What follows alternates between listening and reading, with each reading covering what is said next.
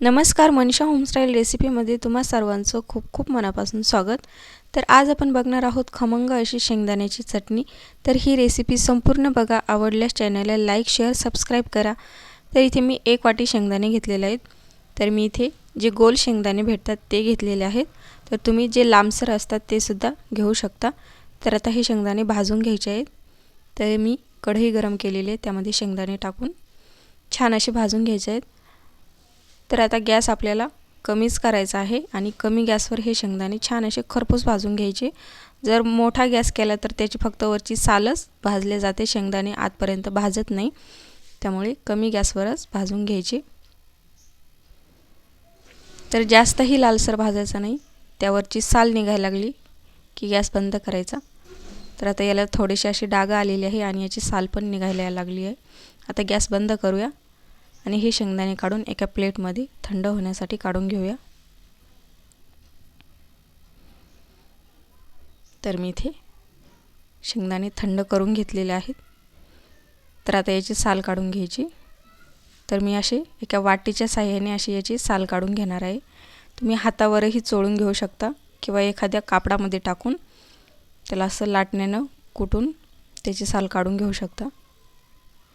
तर याची साल आपल्याला पूर्ण काढायची नाही, अर्धवट शेंगदाण्याची साल काढायची आहे आणि बाकीचे अशा हाताने चोळून घ्यायचे। तर आता हे पाखडून घेऊया। तर बघू शकता मी इथे अर्ध्या शेंगदाण्याची साल काढून घेतलेली आहे आणि अर्धे शेंगदाणे असेच ठेवलेले आहेत, त्यामुळे आपली चटणी कुरकुरीत होते तयार। तर आता हे शेंगदाणे परत कढईमध्ये टाकून घ्यायचे आणि यामध्ये थोडंसं तेल टाकायचं चमचाभर, जास्त टाकायचं नाही, फक्त 1 चमचाच टाकायचे आणि याला कमी गॅसवर परत 3 ते 4 मिनिटं असंच भाजून घ्यायचं आहे। तर लक्षात ठेवायचं आहे, गॅस कमीच करायचा आहे शेंगदाणे भाजताना। तर याला मी 3-4 मिनिटे भाजून घेतलेले आहेत।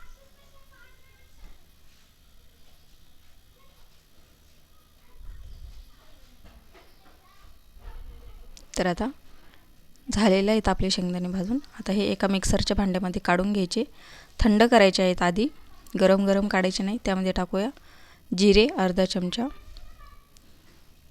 लसूण टाकूया, तिथे मी 4 लसणाच्या पाकळ्या घेतलेल्या आहेत। यामध्ये टाकूया लाल तिखट। तर लाल तिखट आवडीनुसार टाकायचं आहे। आता याला मिक्स करून घेऊया आधी।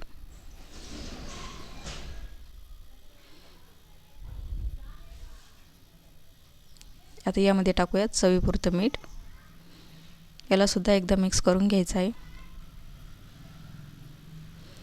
आता याला झाकण लावून मिक्सरला बारीक करायचं आहे। तर आपल्याला मिक्सर चालू बंद करून हे असं जाडसर वाटून घ्यायचे आहे शेंगदाणे, बघू शकता। तर जास्त बारीक करायचे नाही आणि जास्त जाडही ठेवायचे नाही। तर या पद्धतीने मिक्सरला वाटून घ्यायची आहे। तर आता हे एका प्लेटमध्ये काढून घेऊया।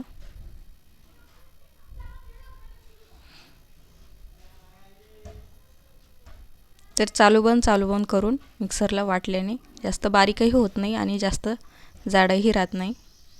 तर छान अशी एकसारखी वाटली जाते। तर तयार आहे आपली शेंगदाण्याची खमंग चटणी। तर ही रेसिपी तुम्हाला कशी वाटली ते नक्की सांगा आणि आवडल्यास चॅनलला लाईक शेअर सबस्क्राईब करायला विसरू नका।